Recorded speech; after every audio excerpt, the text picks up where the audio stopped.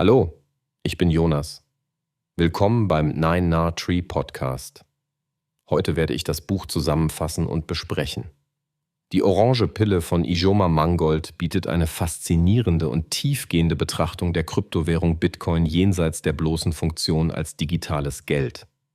Mit philosophischem Tiefgang und einer reflektierten Perspektive nähert sich Mangold dem Thema aus einer kulturellen, gesellschaftlichen und wirtschaftlichen Sicht. Er demonstriert, warum Bitcoin kein kurzfristiger Hype oder eine technisch exotische Blase ist, sondern eine bedeutende Bewegung, die das Potenzial hat, globale gesellschaftliche Strukturen nachhaltig zu verändern. Das Werk setzt sich mit der Frage auseinander, warum immer mehr Menschen die sogenannte Orange-Pille nehmen, also zu engagierten Anhängern von Bitcoin werden. Dabei verwebt der Autor seine persönlichen Erfahrungen und Lernprozesse mit fundierter Recherche und verständlichen Erklärungen zu komplexen Konzepten.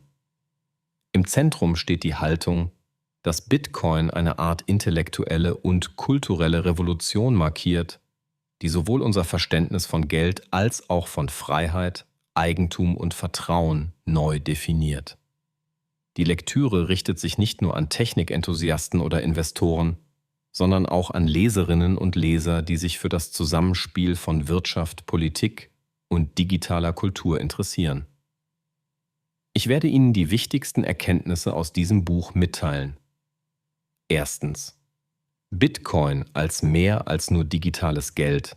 Mangold argumentiert, dass Bitcoin viel mehr ist als eine neue Form von Geld. Er beschreibt detailliert, wie Bitcoin zu einer kollektiven Bewegung geworden ist, die sowohl ökonomische als auch gesellschaftliche Auswirkungen hat. Im Zentrum steht die Idee, dass Bitcoin ein dezentrales System ist, das ohne Mittelsmänner wie Staaten oder Banken auskommt. Dadurch wird das Konzept von Vertrauen in neue Bahnen gelenkt. Es beruht nun auf mathematischen Prinzipien und offener Technologie statt auf institutioneller Zuverlässigkeit. Diese Entwicklung bringt das Potenzial für eine Demokratisierung des Geldsystems mit und fordert tradierte Machtstrukturen heraus, sei es im Finanzsystem, im Recht oder in der politischen Ordnung. Das Thema wird anhand von Beispielen wie internationalen Überweisungen, Inflation in Schwellenländern und der Bedeutung von Eigentumsrechten greifbar gemacht. Mangold zeigt so auf, wie Bitcoin Menschen auf der ganzen Welt eine neue Perspektive auf finanzielle Souveränität eröffnet. Zweitens. Philosophische Betrachtungen. Geld, Freiheit und Eigentum. Ijoma. Mangold beleuchtet die philosophische Dimension von Bitcoin und stellt das Verhältnis von Geld, Freiheit und Eigentum in den Vordergrund. Er spricht über die historische Entwicklung von Geld als Tauschmittel und Wertaufbewahrung und wie Bitcoin diese Funktionen unabhängig von politischen oder wirtschaftlichen Zwängen erfüllen möchte. Für Mangold ist Bitcoin ein Instrument zur individuellen Emanzipation. Der Besitzer einer eigenen Wallet wird zum selbstbestimmten Akteur. Diese Verschiebung des Machtgefüges, weg von staatlichen Institutionen hin zum Einzelnen, betrachtet der Autor als einen Schritt in Richtung größerer Freiheit und Selbstverantwortung. Gleichzeitig stellt er kritische Fragen. Kann ein System ohne zentrale Instanzen wirklich stabil sein? Welche sozialen Risiken birgt es, wenn Verantwortung und Kontrolle an die Nutzer devolviert werden? Die philosophische Auseinandersetzung lädt dazu ein, über die Grundprinzipien unserer Gesellschaft nachzudenken. Drittens. Technologie und Dezentralisierung als gesellschaftlicher Wandel. Ein zentrales Thema ist die technische Grundlage von Bitcoin, die Blockchain. Mangold erklärt, wie diese Technologie das klassische Geldsystem herausfordert und neue Wege für kollektives Vertrauen eröffnet. Dezentralisierte Netzwerke sorgen für Sicherheit und Transparenz, da jede Transaktion nachvollziehbar und nicht manipulierbar ist. Diese Prinzipien könnten laut Mangold auch auf andere Lebensbereiche übertragbar sein, etwa auf das Gesundheitswesen, den Kunstmarkt oder die Verwaltung von Identitäten. Die Dezentralisierung weist dabei auf eine größere Unabhängigkeit und Resilienz hin, da das System keinen einzelnen Schwachpunkt mehr hat. Gleichzeitig merkt der Autor an, dass diese Veränderungen gesellschaftliche Anpassungen erfordern, etwa im Hinblick auf Datenschutz, Regulierung und digitales Grundwissen. Die technologische Revolution, die Bitcoin begleitet, ist somit ein Motor für umfassende gesellschaftliche Transformationsprozesse. 4. Psychologie der Bitcoin-Community. Mangold geht auf die spezielle Dynamik und den Gemeinschaftsgeist der Bitcoin-Anhänger ein. Die sogenannte Orange-Pille zu nehmen, bedeutet für viele den Eintritt in eine alternative Denkweise. Die Community zeichnet sich durch einen hohen Grad an Idealismus, Misstrauen gegenüber traditionellen Institutionen und einen ausgeprägten Sinn für Autonomie aus. Der Autor beschreibt, wie Enthusiasten nicht nur technologische, sondern auch existenzielle und moralische Fragen diskutieren, etwa über Gerechtigkeit im Geldsystem oder die Rolle von Staaten in der digitalen Welt.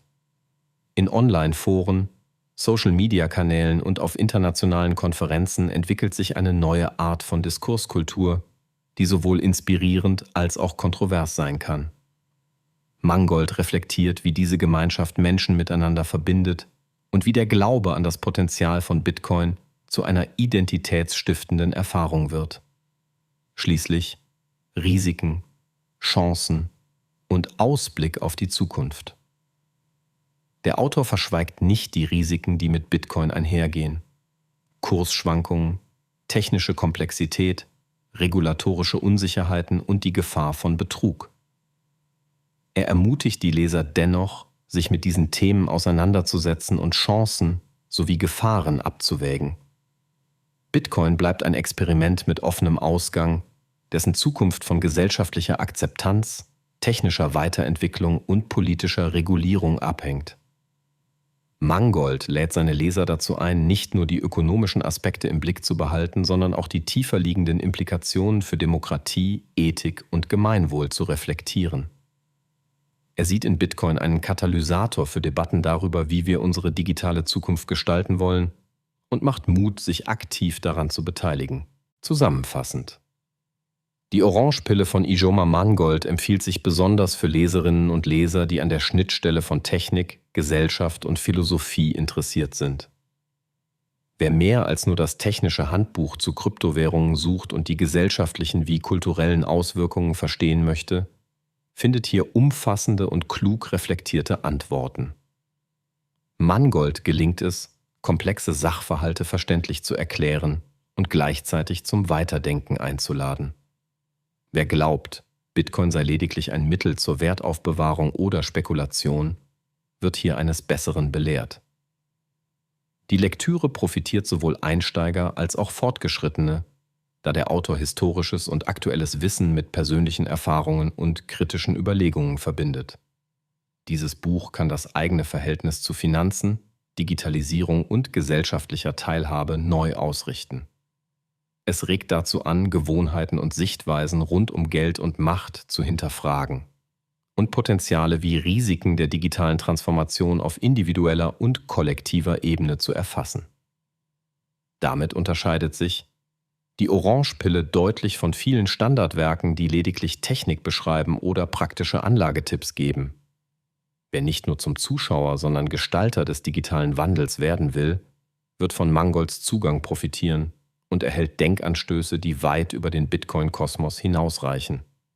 Der Kauf dieser Publikation lohnt sich daher für alle, die neugierig auf Zukunftsgestaltung sind und sich mit einem der spannendsten Themen unserer Zeit beschäftigen möchten. Wenn Sie unterstützen möchten, Ijoma Mangold, können Sie das Buch über den Amazon-Link kaufen, den ich in der Podcast-Beschreibung angegeben habe. Lassen Sie mich nach dem Lesen des Buches wissen, was Sie davon halten, und teilen Sie Ihre Gedanken mit. Bis bald.